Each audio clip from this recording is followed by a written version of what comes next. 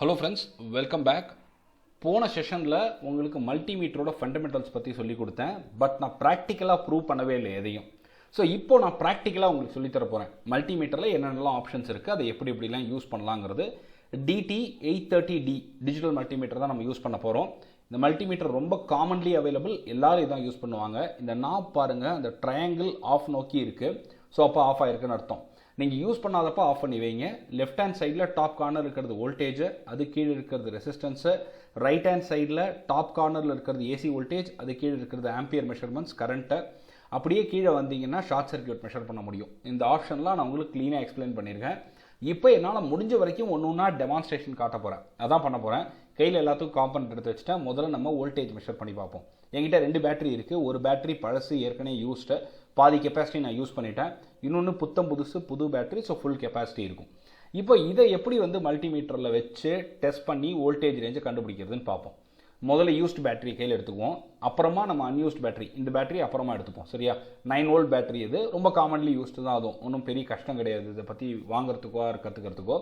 So முதல்ல நம்ம எங்கே மூவ் பண்ண போகிறோம்? நம்ம வோல்டேஜ் மெஷர் பண்ண போகிறோம். டிசி வோல்டேஜை அதில் இருக்கிறதுலே கம்மி 200 mm இருக்கு இல்லையா? ஸோ அதை தான் யூஸ் பண்ண போகிறேன். ஆனால் நம்மக்கிட்ட இருக்கிறது அதை விட ஹையர் வோல்டேஜ் ரேஞ்சு 9. என்கிட்ட 2 நாப் இருக்குது, ஒன்று பாசிட்டிவ் ஒன்று நெகட்டிவ். நான் இப்போ வைக்கிறேன், அவுட்புட் வரல. ஏன்னா 9 வோல்ட் ரேஞ்ச் அதில் இருக்கிற 200 மில்லி வோல்ட் ரேஞ்சை விட ரொம்ப அதிகம். அதனால அதால் காட்ட முடியாது, எரர். சரி, கொஞ்சம் அதிகப்படுத்தி பார்ப்போம். 2000 m இருக்குது, அதை விடையும் 9 வோல்ட் அதிகம்தான். அவுட்புட் வருதா? 1 -1. அந்த மைனஸ் ஏன் வருதுன்னு நான் அப்புறம் சொல்கிறேன். அதுவும் பத்தலை. ஸோ 20ல் வைப்போம். 20க்குள்ளே தான் 9 இருக்குது. ஸோ இப்போ வச்சு பார்த்தா அவுட்புட் காட்டும் 5.33. என்ன, இதை நான் அதிகமாக யூஸ் பண்ணிட்டேன் ஆல்ரெடி. அந்த மைனஸ் ஏன்னா நான் பாசிட்டிவ் நெகட்டிவ் மாற்றி வச்சுட்டேன்.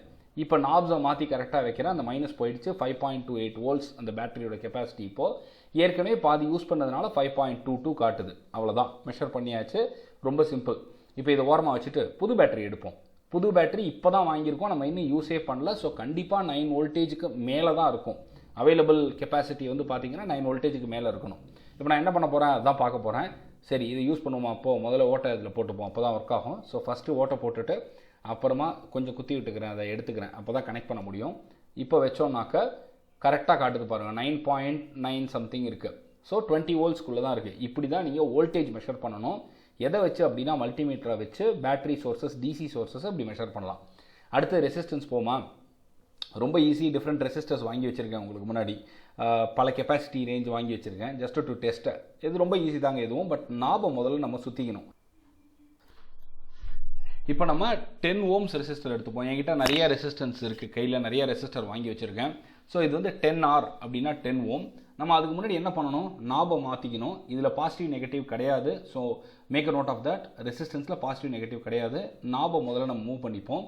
10 ஓம்ஸ் மெஷர் பண்ண போகிறோம். ஸோ 10 ஓம்ஸுங்கிறது 200க்குள்ளே இருக்குது. ஸோ 200 தான் இருக்கிறதுலே எங்கள் சிம்பிளஸ்ட் வேல்யூ, கம்மியான வேல்யூ. ஒரு எண்டை ஒரு நாப்லையும் இன்னொரு எண்டை இன்னொரு நாப்லையும் நம்ம வச்சுக்கிறோம். வச்சா கரெக்டாக வேல்யூ காட்டணும். இதில் பாசிட்டிவ் நெகட்டிவ் கிடையாது, அதனால் பிரச்சனையே இல்லை. 10.7 10.8 இருக்குது. டாலரன்ஸ் பேண்ட் அந்த இஷ்யூஸ்லாம் இருக்குது. ஸோ அதனால் முன்ன பின்ன கொஞ்சம் இருக்கும், அதை பற்றி நமக்கு பெருசாக பிரச்சனை இல்லை. ஸோ இப்போ கரெக்டாக மெஷர் ஆச்சு. இது ஒரு சிம்பிள் ரெசிஸ்டன்ஸ் 10 ஓமை மெஷர் பண்ணியாச்சு. ஸோ அடுத்தது எடுப்போம். இதே மாதிரி நிறைய ரெசிஸ்டன்ஸ் வாங்கி வச்சுருக்கேன், நீங்கள் ட்ரை பண்ணி பாருங்கள். 100R தெரியுதா உங்களுக்கு? ஸோ 100R க்ளீனாக தெரியும்னு நினைக்கிறேன் கேமரா வியூவில். ஸோ ஒரு ரெசிஸ்டன்ஸ் எடுப்போம் நம்ம. ஸோ அதை எடுத்து இப்போ திரும்ப ஒரு ரெசிஸ்டர் எடுத்து திரும்ப அதே மாதிரி மெஷர் பண்ணுறேன். இப்போ பாருங்கள், நம்ம ஏற்கனவே வச்சுருக்கிற வேல்யூ கரெக்டாக இருக்கா? இருக்குது. அதுக்குள்ளே தான் இது ஃபால் ஆகுது 100 ஓம்ஸுங்கிறது. ஸோ அதனால் பிரச்சனையே இல்லை. 200க்குள்ளே தான் 100 இருக்குது. ஸோ தெளிவாக டிஸ்பிளே ஆச்சு. ஸோ இப்போ அடுத்தது எடுத்துப்போமா? அடுத்தது எவ்வளோ வேல்யூ? 330. ஸோ இதை எடுங்க. இதை எடுத்து இப்போ வைப்போம். 200க்கு உள்ளது இருக்கா? இல்லை. அப்போ கண்டிப்பாக அவுட்புட் வரக்கூடாது. என்ன வருதுங்கிறத நம்ம செக் பண்ணுவோம். We will see that. So வச்சோன்னாக்கா அவுட்புட் சரியாக வராது. வரல. So error. அப்போனா என்ன அர்த்தம்? உங்களுடைய ரேஞ்சு கரெக்டாக இல்லைன்னு அர்த்தம். அப்போ என்ன பண்ணணும்? அந்த நாபை மூவ் பண்ணணும். நாபை லைட்டாக இந்த பக்கம் மூவ் பண்ணிட்டா 2000 ஓம்ஸுக்கு போயிடுச்சு. 2000 ஓமுங்கிறது 330 ஓமுக்கு கீழே தான் இருக்குது. அதனால் இப்போ தெளிவாக காட்டுது. ரொம்ப சிம்பிள். இவ்வளோ தான். இப்படி தான் மெஷர் பண்ண போகிறோம் ரெசிஸ்டன்ஸை. இதே மாதிரி வெரைட்டியாக ரெசிஸ்டர் நான் வாங்கி வச்சுருக்கேன். 1K இருக்குது, 10K இருக்குது. ஸோ 1K வைக்கும் போது நீங்கள் 2Kக்குள்ளே வச்சுக்கலாம். ஆர் எது அதோட ரேஞ்ச் அதிகமாக அதில் வச்சிங்கன்னா அது கரெக்டாக மெஷர் பண்ணிவிடும். ஸோ இப்போ திரும்ப ஒரு எக்ஸாம்பிள் எடுக்கிறேன். கரெக்டாக நாப்ஸை வச்சுட்டேன். ஸோ வச்சிங்கன்னா உங்களுக்கு 1K ரெசிஸ்டன்ஸுங்கிறது 992 ஓம் கிட்டத்தட்ட காட்டுது. போதும், அது 2000க்குள்ளே தான் இருக்குது, அதனால் எரர் கிடையாது, தெளிவாக காட்டிடுச்சு. ஸோ இந்த மாதிரி நீங்கள் டெஸ்ட் பண்ணிவிட்டு ப்ராப்பரான ரெசிஸ்டன்ஸ் வேல்யூ யூஸ் பண்ணுறது என்றைக்குமே நல்லது.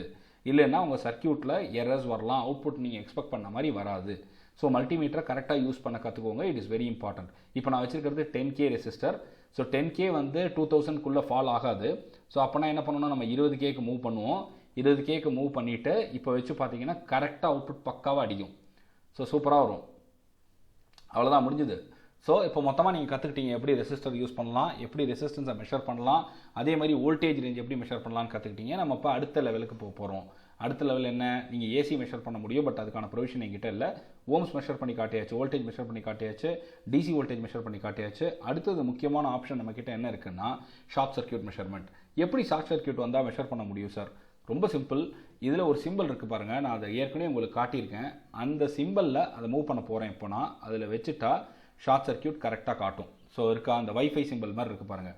இப்போ நீங்கள் 2 நாபையும் எடுத்து அப்படி வச்சு பாருங்கள். இந்த மாதிரி ரெண்டுத்தையும் ஒன்றா கனெக்ட் பண்ணாலும் ஷார்ட் சர்க்யூட்டு பீப்னு ஒரு அலாரம் அடிக்கும்.